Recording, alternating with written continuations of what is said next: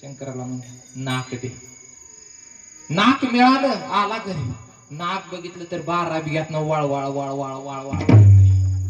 त्या पांढरवाडीतनं वळ वळ वळ वळ करतोय. नका नाक, तिला नाक घेऊन वागायलाच येईना, कारण एवढं लांबडं नाक दिलं त्याला. तिला राग आला. ती म्हणा नाक नक्क म्हणून सांग देवाला. ही डुडुर गेलं, मागत नव्हतं. ती म्हणा नाक नक. मग नाक नक म्हटल्यानंतर दोन होलच बघितली की सगळे हसायचे.